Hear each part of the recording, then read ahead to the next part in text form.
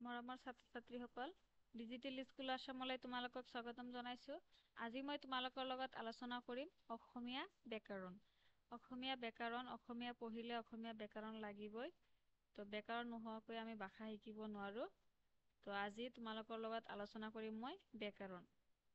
ব্যাকৰণ এইটো তোমালোকৰ ইয়াতে আছে বাক্য ৰচনা কৰা, এক কথাত প্ৰকাশ কৰা বা বিপৰীত শব্দ এইবোৰ আলোচনা কৰিম।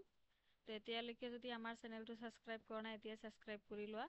কাৰণ তোমালোকে ইয়াতে ক্লাছ 6ৰ পৰা 10 লৈকে সকলো সাবজেক্টৰ কুৱেশ্যন এনসাৰৰ লগতে MCQ আৰু লগতে ব্যাকৰণো আমাৰ চেনেলত পাবা। তো এতিয়া আলোচনা কৰিম মই তোমালোকৰ লগত ব্যাকৰণ। এই ব্যাকৰণবিলাক তোমালোকৰ 7, 8, 9, 10 যেনেকুৱা সকলো ক্লাছৰে কাৰণে প্ৰয়োজন। তো মোষ্ট ইম্পৰ্টেণ্ট হয়, এইবিলাক পঢ়িবা। তোমালোকৰ কিতাপৰ পৰা এইবোৰ বাছি উলিয়াই কিনে দিয়া হৈছে। চোৱা এতিয়া বাক্য ৰচনা। আকাশ পাতাল, এইটো দি কেনেকৈ বাক্য ৰচনা কৰিব পাৰি।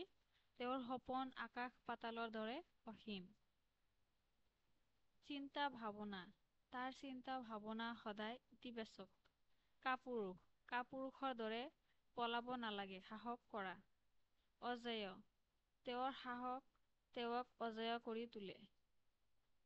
অভিযান, এই অভিযানৰ উদ্দেশ্য আছিল পৰিৱেশ ৰক্ষা কৰা। জননীৰ স্নেহ সন্তানৰ বাবে অমূল্য। সন্তানৰ সুখৰ বাবে মাতৃয়ে সকলো কৰে। বীৰ সৈনিকে দেশৰ বাবে জীৱন দিলে। চিৰবৈৰী, দুই গোটৰ মাজত চিৰবৈৰী মনোভাৱ এতিয়াও আছে।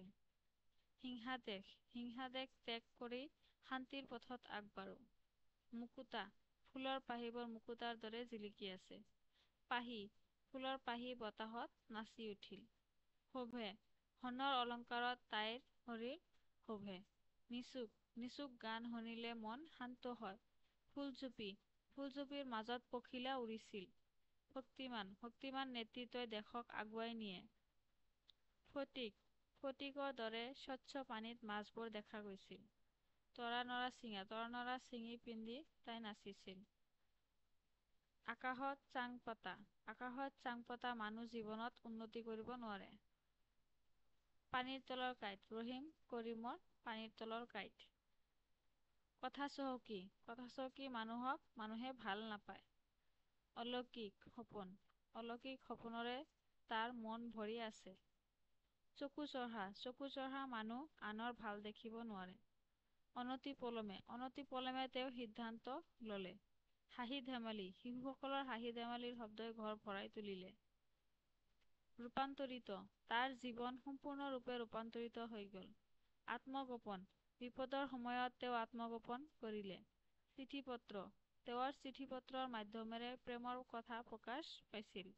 দুখ যন্ত্ৰণাৰ মাজতো তেওঁ হাঁহি মুখত থাকিল। পৰিত্যক্ত ঘৰটোত কোনোৱে বাস নকৰে। বিশ্ববিখ্যাত, তেওঁৰ কলা বিশ্ববিখ্যাত হৈ পৰিল। আদান প্ৰদান, দুই দেশৰ মাজত সংস্কৃতিৰ আদান প্ৰদান হৈছে। গৰিমা, তেওঁৰ কৰ্মৰ গৰিমা সকলোৱে প্ৰশংসা কৰে। চালে চকুৰোৱা, তাইৰ চালে চকুৰোৱা সৌন্দৰ্যই মন জিনিলে। শয়নে সপোনে তেওঁ তাইৰ কথাহে ভাবে। নাৰীৰ শক্তি সমাজৰ উন্নতিৰ মূল চাবিকাঠি। এই নাৰীটো বেলেগ হয়। নাৰী বাইদেউ ডক্তৰে তেওঁৰ নাৰী পৰীক্ষা কৰিলে। আচাৰ, আমাৰ আচাৰ অনুষ্ঠানে সংস্কৃতিৰ পৰিচয় বহন কৰে। আৰু আচাৰ মানে ভাল আচাৰে সকলোৰে মন জয় কৰিব পাৰি। আঁচল, শিশুটিক মাতৃয়ে আঁচলৰ তলত লুকাই ৰাখিছিল। লক্ষ্য, তেওঁৰ লক্ষ্য টকা সংগ্ৰহ কৰাৰ কথা আছিল। আৰু লক্ষ্য মানে তাৰ জীৱনৰ লক্ষ্য হৈছে দেশৰ সেৱা কৰা। তাত থকা গছজোপাৰ তলত তেওঁ বিশ্ৰাম লৈছিল। আৰু তাত ওপৰত চন্দ্ৰবিন্দু থাকিলে তাঁতশাল হ'ব। তাঁতশালত মানুহে গামোচা বয় বা শাৰী বৈছিল, লিখিলেই হ'ল যিকোনো এটা। ফাঁকি দি কাম কৰিলে সফলতা নাহে। কঠিন, এই কামটো অতি কঠিন আছিল। নবীন ছাত্ৰ-ছাত্ৰীৰ উৎসাহ দেখি মন ভাল হৈ গল। খৰগতি জীৱনত শান্তিৰ মূল্য বুজা যায়। পৰনিৰ্ভৰশীল হৈ জীৱন নিয়াব নালাগে। দুৰ্লভ, এই ফুলৰ জাতটো অতি দুৰ্লভ। পূৰ্ণিমাৰ চন্দ্ৰৰ পোহৰে ৰাতি জিলিকি উঠিল। জয়, সৈনিকৰ জয় ধ্বনিত গোটেই দেশ গৌৰৱান্বিত হল। কোন কোন ছাত্ৰই পৰীক্ষাত ভাল ফল দেখুৱালে? নিজে নিজে তেওঁ নিজে নিজে এই কাম সম্পূৰ্ণ কৰিলে। দলে দলে লোকসকল দলে দলে উৎসৱত যোগ দিলে। তো এইখিনি মোষ্ট ইম্পৰ্টেণ্ট হয়, এইবোৰ পঢ়িবা। তোমালোকৰ 6, 7, 8 সকলোৰে কামত লাগিব। মনোযোগেৰে অলপ পঢ়িবা। তাৰপিছত এতিয়া চোৱা, এটা শব্দত প্ৰকাশ কৰে। এটা শব্দত প্ৰকাশ কৰিব লাগে, যি আনৰ উন্নতি দেখিব নোৱাৰে, ঈৰ্ষাপৰায়ণ। একে মাকৰ সন্তান, সহোদৰ, যাৰ ঘৰ বাৰী নাই, গৃহহীন বা অগৰীও লিখিব পাৰা। যিজনে ভাল বেয়া বিচাৰ কৰিব নোৱাৰে, অবিবেচক। যি আগে হোৱা নাই, অভূতপূৰ্ব। যাৰ সাহস আছে, সাহসী। যি ঈশ্বৰক বিশ্বাস কৰে, আস্তিক। যি বিষ্ণুক উপাসনা কৰে, বৈষ্ণৱ। একে মাকৰ সন্তান, সহোদৰ। যি সঁচা কথা কয়, সত্যবাদী। যাক দেখা নাযায়, অদৃশ্য। যি আনৰ ওপৰত নিৰ্ভৰ কৰে,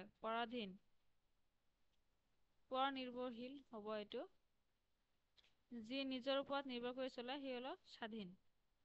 স্থানীয়ভাৱে পোৱা সম্পদ আৰু সাধাৰণ আহিলাৰ সহায়ত ঘৰে ঘৰে গঢ়ি উঠা শিল্প, কুটীৰ শিল্প।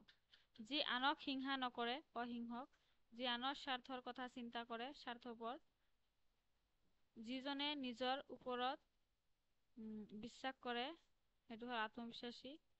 যি সকলো সময়ত সুখী থাকে, সদানন্দ। যি কথা কম কয়, মিতভাষী। যি সদায় সতৰ্ক থাকে, সচেতন। যাৰ জ্ঞানৰ অভাৱ, অজ্ঞানী। যি কেতিয়াও হাৰ নামানে, অদম্য। যি আনৰ সেৱা কৰে, পৰোপকাৰী।